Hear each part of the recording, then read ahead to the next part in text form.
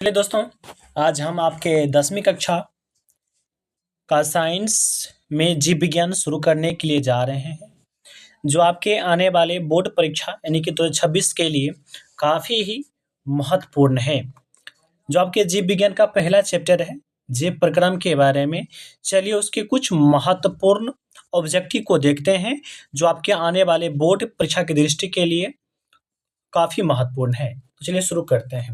तो सबसे पहला जो क्वेश्चन आता है, वो क्वेश्चन है कि पौधा में वाष्प उत्सर्जन किस भाग में होता है? क्वेश्चन है कि पौधा में वाष्प उत्सर्जन किस भाग में होता है? ए में है जड़, बी में है तना, सी में है पत्ता, डी में है फूल। तो बताइए दोस्तों कि पौधा में वाष्प उत्सर्जन किस भाग में होता है? तो इसका आंसर हो जाएगा, इसका आंसर हो जाएगा पत्ती। इसका आंसर क्या आंसर हो जाएगा? इसका आंसर हो जाएगा पत्ती। तो चलिए अब हम दूसरे क्वेश्चन की ओर चलते हैं। दूसरा क्वेश्चन देखिए, मानव रक्त में उपस्थित यूरिया की सामान्य मात्रा होती है। मानव रक्त में उपस्थित यूरिया की सामान्य मात्रा क्या होती है? तो वो होती है 20 mg होती है। कितना होती है? तो 20 mg होती है। तो चलिए अब तीसरे क्वेश्चन की ओर चलते हैं। तीसरा क्वेश्चन है कि श्वसन क्रिया के दौरान कितनी प्रतिशत ऊर्जा ताप के रूप में निष्कासित होती है? क्वेश्चन क्या है कि श्वसन क्रिया के दौरान कितनी प्रतिशत ऊर्जा ताप के रूप में निष्कासित होती है? तो इसका क्या आंसर होगा? इसका आंसर क्या होगा? A4 Apple. इसका क्या आंसर होगा? तो A4 एप्पल होगा। अब चलिए चौथे क्वेश्चन की ओर चलते हैं। ध्यान से देखिएगा इस क्वेश्चन को। चौथा क्वेश्चन क्या कहता है? चौथा क्वेश्चन कहता है कि मनुष्य में वृक्क एक तंत्र का भाग है। मनुष्य में वृक्क एक तंत्र का भाग है जो संबंधित होता है। जो संबंधित किससे होता है दोस्तों? जो संबंधित किससे होता है? जो संबंधित होता है आपके वाष्प उत्सर्जन से होता है। किससे होता है? तो वाष्प उत्सर्जन से होता है। किससे? तो वाष्प उत्सर्जन से होता है। चलो अब नेक्स्ट क्वेश्चन की ओर चलते हैं और ध्यान से देखते हैं। पांचवें क्वेश्चन जो है, कहा गया है कि पौधा के वायवीय भागों से जल के निष्कर्ष की क्रिया क्या कहलाती है? क्वेश्चन है कि पौधा के वायवीय भागों से जल के निष्कर्ष की क्रिया क्या कहलाती है? तो जल की जो क्रिया कहलाती है, क्या कहलाती है मेरे दोस्तों? तो कहलाती है वाष्प उत्सर्जन कहलाती है। क्या कहलाती है? वाष्प उत्सर्जन कहलाती है। अब चलिए नेक्स्ट क्वेश्चन की ओर चलते हैं। तो देखिए छठा क्वेश्चन क्या कहता है हमारा? छठा क्वेश्चन कहता है, वह प्रक्रम जिनके द्वारा शरीर में ऊर्जा का उत्पादन होता है वह क्या कहलाता है? छठा क्वेश्चन क्या है मेरे प्यारे साथियों? आप इसे ध्यान से देखिएगा। देखिए कह रहा क्वेश्चन कि वह प्रक्रम जिनके द्वारा शरीर में ऊर्जा का उत्पादन होता है वह क्या कहलाता है? तो वह क्या कहलाता है? तो वह शोषण कहलाता है। क्या कहलाता है? तो वह शोषण कहलाता है। क्या कहलाता है दोस्तों? तो वह शोषण कहलाता है।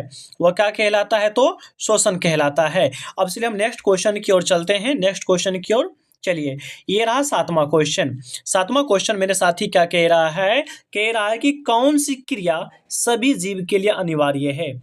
क्वेश्चन है कि कौन सी क्रिया सभी जीव के लिए अनिवार्य है? तो कौन सी क्रिया सभी जीव के लिए अनिवार्य है? तो कौन सी क्रिया? तो कोई क्रिया हो गया कौन? तो शोषण हुआ।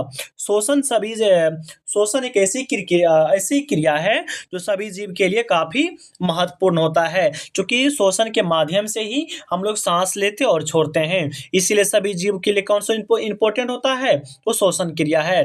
तो सात का कौन आंसर? सात का हो जाएगा सी हो जाएगा। अब चलिए हम आठवीं क्वेश्चन की ओर चलते हैं। आठवां क्वेश्चन कह रहा है कि मैग्नीशियम पाया जाता है। तो आप लोग बताइएगा मैग्नीशियम किस में पाया जाता है? ऑप्शन ए में है क्लोरोफिल, बी में है लाल रक्तकण, सी में है वर्ण लवक और चार में है श्वेत रक्तकण। इसका क्या होगा कि मैग्नीशियम किस में पाया जाता है? मैग्नीशियम जो पाया जाता है मेरे साथियों, वो पाया जाता है क्लोरोफिल में। क्लोरोफिल कहाँ है? तो क्लोरोफिल A4 एप्पल है। कहाँ है? तो A4 एप्पल है। अब चलिए हम नेक्स्ट क्वेश्चन की ओर चलते हैं। क्वेश्चन है, मानव हृदय में पाए जाते हैं। मानव हृदय में कितने कोष्ठक पाए जाते हैं? तो इसका क्या आंसर होगा? मानव हृदय में कितने कोष्ठक पाए जाते हैं? इसका आंसर होगा 4 कोष्ठक। कितना कोष्ठक पाए जाता है? 4 कोष्ठक पाए जाते हैं। क्वेश्चन है, मानव हृदय में कितने कोष्ठक पाए जाते हैं? इसका क्या आंसर होगा? इसका आंसर होगा 4। इसका क्या आंसर होगा? तो 4 होगा। अब से हम 10वां क्वेश्चन की ओर चलते हैं। 10वां क्वेश्चन है कि प्रकाश संश्लेषण द्वारा किसकी प्राप्ति होती है? बताइएगा, प्रकाश संश्लेषण के द्वारा किसकी प्राप्ति होती है? प्रकाश संश्लेषण के द्वारा किसकी प्राप्ति होती है? तो होता है ग्लूकोज का। किसका होता है? तो ग्लूकोज का होता है।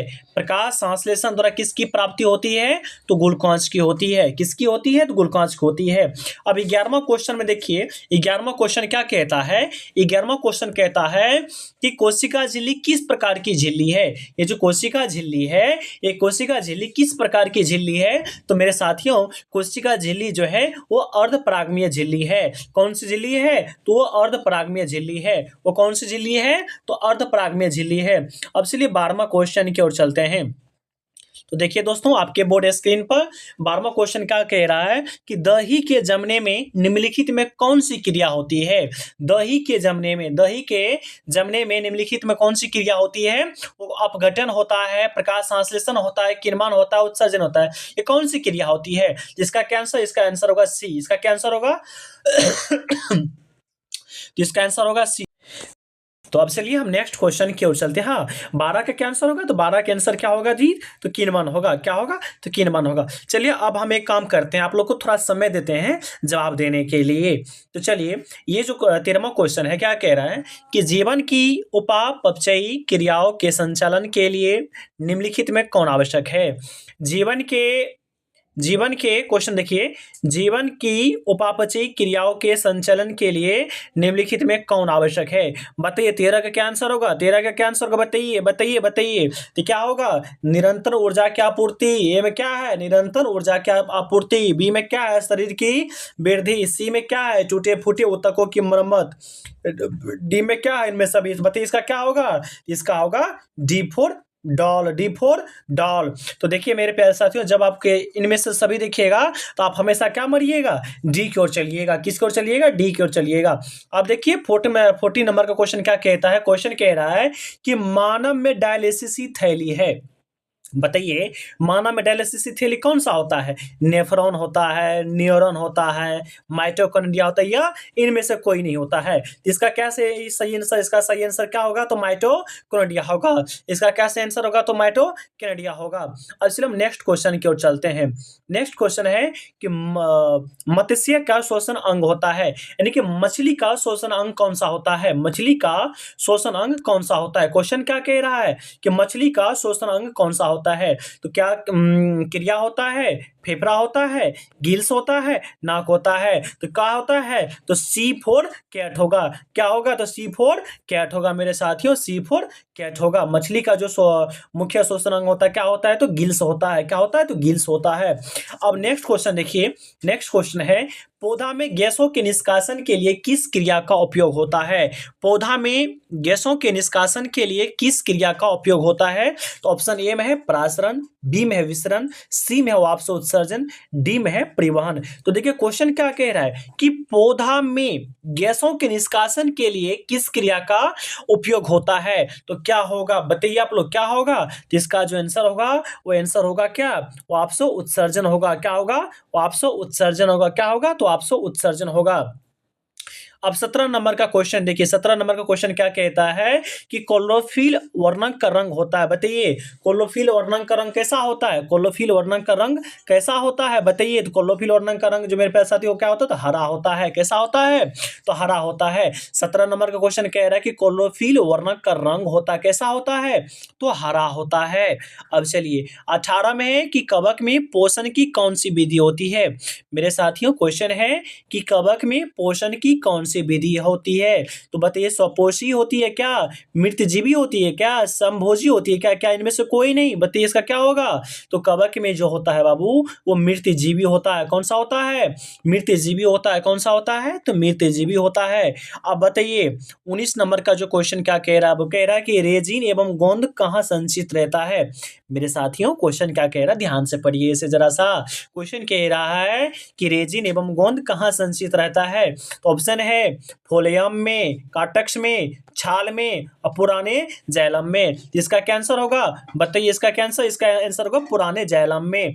तो मेरे साथी रेजिन एवं गोंद कहाँ संचित रहता है, तो कहाँ रहता है, तो पुराने जाइलम में रहता है। कहाँ रहता है, तो पुराने जाइलम में रहता है। अब चलिए 20 नंबर के क्वेश्चन में चलते हैं और चलिए थोड़ा सा फास्ट खींचते हैं। बताइए शरीर में भोजन को पचाना किस प्रकार की अभिक्रिया है।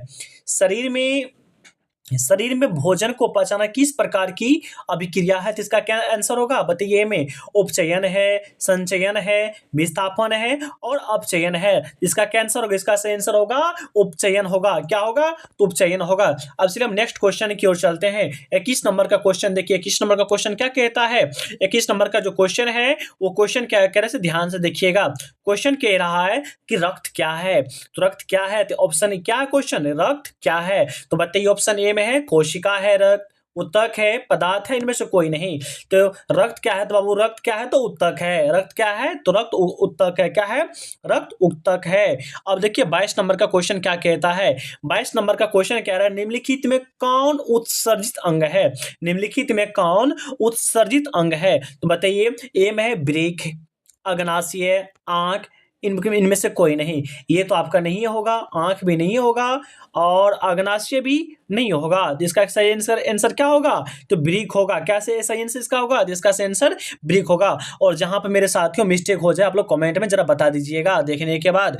तो देखिए 23 नंबर का क्वेश्चन कह रहा है कि रक्षी कोशिका पाई जाती है। बताइए रक्षी कोशिका कहाँ पाई जाती है, तो जड़ में, पत्ती में, फूल में और फलों में। तो रक्षी कोशिकाएं पाई जाती है कहाँ पे, तो पत्तियों में पाई जाती है। कहाँ पाई जाती है, तो पत्तियों में पाई जाती है मेरे साथियों, पत्तियों में पाई जाती है। अब देखिए 24 नंबर का क्वेश्चन, 24 नंबर का क्वेश्चन क्या कह रहा है, ध्यान से पढ़िए इस क्वेश्चन को। कह रहा है इथाइल एल्कोहल किस प्रकार के शोषण बनाता है। इथाइल एल्कोहल किस प्रकार के शोषण में बनता है। इथाइल एल्कोहल जो मेरे प्यारे साथियों होता है, बोला किस प्रकार के शोषण में बनता है।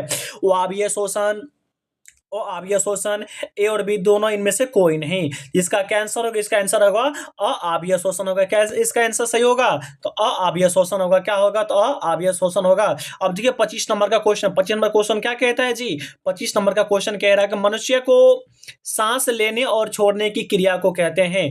मनुष्य को सांस लेने और छोड़ने की क्रिया को क्या कहते हैं, तो श्वासोच्छ्वास कहते हैं। क्या कहते हैं, तो श्वासोच्छ्वास कहते हैं। तो 25 का आंसर क्या होगा, तो 25 का आंसर ये होगा। क्या होगा 25 का आंसर, तो 25 का आंसर ये होगा। 25 का आंसर क्या होगा साथी, तो ये होगा। चलिए अब नेक्स्ट क्वेश्चन की ओर चलते हैं। देखिए 26 में क्वेश्चन क्या कह रहा है कि रक्त में आयरन की कमी से होने वाला रोग कौन सा है। कि रक्त में आयरन की कमी से होने वाला रोग कौन सा है, तो ऑप्शन ए में है टीबी, बी में है मधुमेह, सी में है एनीमिया, डी में है उच्च रक्तचाप है। कौन होगा, तो इसका जो सही आंसर होगा कि रक्त में आयरन की कमी से होने वाला कौन सा रोग होता है, तो एनीमिया होता है। कौन सा होता है, तो एनीमिया होता है।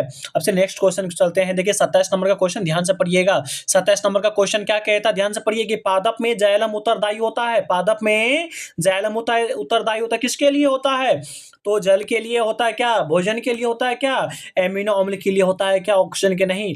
इसका जो आंसर होगा जल के वाहन के लिए। पादप में जाइलम, यह मिस्टेक लिखा गया है। पादप में जो जाइलम होता है किसके लिए होता है, तो जल के वाहन के लिए होता है। अब चलिए हम नेक्स्ट क्वेश्चन की ओर चलते हैं। 28 नंबर का क्वेश्चन मेरे साथी कह रहा है कि कुटपाद किस में पाया जाता है। कुटपाद किस में पाया जाता है, तो ऑप्शन ए में पैरामीशियम है, विग्लिना है, अमीबा है और डी में है इनमें से कोई नहीं। तो आपका ए भी नहीं होगा, बी भी नहीं होगा, डी भी। जिसका ऐसा आंसर क्या होगा, इसका ऐसा आंसर C4 कैट होगा। क्या आंसर होगा, तो C4 कैट होगा।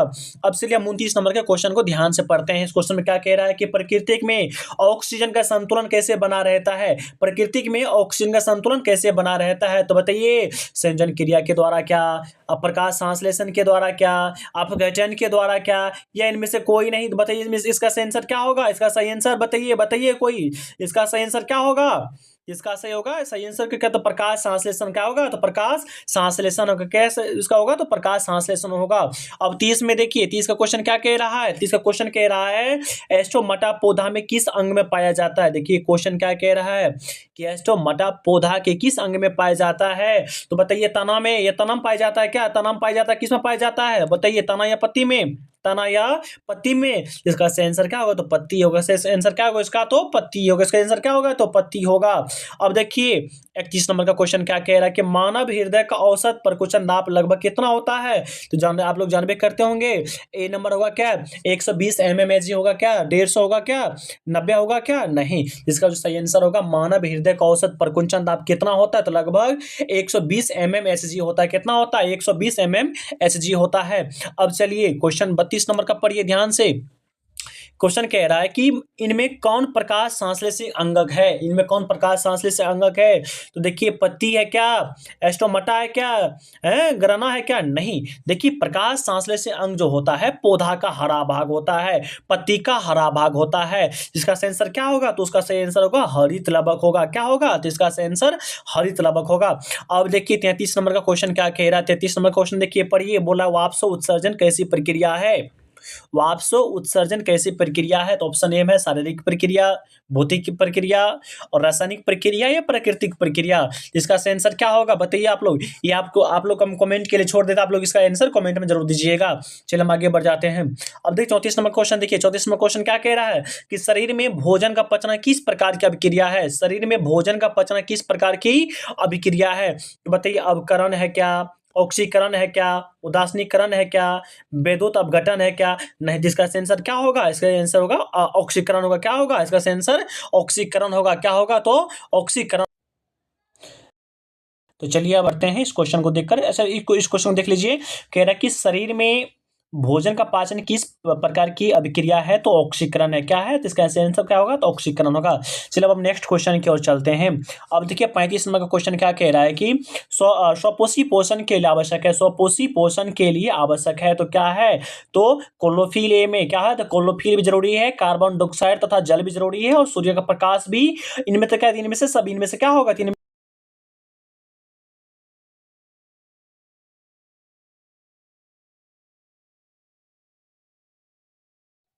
तो इसका सेंसर क्या होगा? तो इनमें सभी होगा। चलिए कुछ सिस्टम खराब हो गया था। अब देखिए पायरुवेट के विखंडन से कार्बन कार्बन डाइऑक्साइड जल तथा ऊर्जा देता है। क्वेश्चन देखिए क्या कह रहा है कि पायरुवेट के विखंडन से कार्बन डाइऑक्साइड जल तथा ऊर्जा देता है और यह क्रिया होती है। यह क्रिया किस में होती है? तो क्रिया होती है माइटोकॉन्ड्रिया में। किस में होती है? तो माइटोकॉन्ड्रिया में होती है। अब 37 नंबर का क्वेश्चन देखिए ध्यान से, डरने की आवश्यकता नहीं है। देखिए 37 नंबर का क्वेश्चन कह रहा है कि जठर ग्रंथि कहाँ पाई जाती है? ध्यान से फिर से सुन लीजिए। जठर ग्रंथि कहाँ पाई जाती है? तो बताइए आंख में पाया जाता है क्या, अग्नाशय में पाया जाता है क्या, यकृत में पाया जाता है क्या? बिल्कुल भी नहीं। यह पाया जाता है अमाशय में। कहाँ पाया जाता है? तो ये पाया जाता है तो अमाशय में पाया जाता है। कहाँ पाया जाता है? तो अमाशय में। चलिए इसको थोड़ा सा हम छोटा कर लेते हैं। अगर छोटा अगर होने की संभावना है तो इसको हम क्या करते हैं? छोटा कर लेते हैं। तो चलिए अब देखिए यहाँ पर क्वेश्चन क्या कह रहे हैं। आपके क्वेश्चन को ध्यान से पढ़िए। कह रहा है कि खुला परिसंचरण तंत्र किस में पाया जाता है? बताइए मनुष्य में पाया जाता है क्या, कॉकरोच में पाया जाता है क्या, घोड़ा में पाया जाता है क्या? इसका सही आंसर क्या होगा बताइए आप लोग। इसका सही आंसर होगा कॉकरोच में। क्या होगा इसका सही आंसर?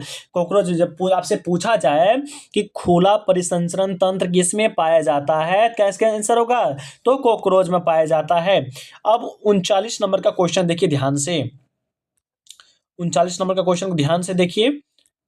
क्वेश्चन है कि पौधा में पाया जाने वाला गाढ़ा एवं दूधिया उत्सर्जित तरल पदार्थ को क्या कहते हैं? क्वेश्चन है कि पौधा में पाया जाने वाला गाढ़ा एवं दूधिया उत्सर्जित तरल पदार्थ को क्या कहते हैं? तो इसको कहते हैं लेटक्स कहते हैं। क्या कहते हैं? लेटक्स कहते हैं। क्या कहते हैं? तो लेक्टर समझिए क्या हम बोल रहे हैं। थोड़ी सी बात यहाँ पर लग रही है, थोड़ा सा पानी की आवश्यकता पड़ गया मुझे। बताइए यूरिया रक्त में कहाँ से प्रवेश करती है? यूरिया रक्त में आपका जो ब्लड खून होता है, बताइए आपके जो खून है उसमें यूरिया कहाँ से प्रवेश करती है? कहाँ से बताइए? फेफड़ा से करती है क्या? फेफड़ा से क्या? यकृत से क्या? श्वास नलिका से क्या? श्वास नलिका से क्या? जिसका वृक्क से क्या? जिसका आंसर क्या होगा? तो यकृत से करती है। किससे करती है? तो यकृत से करती है।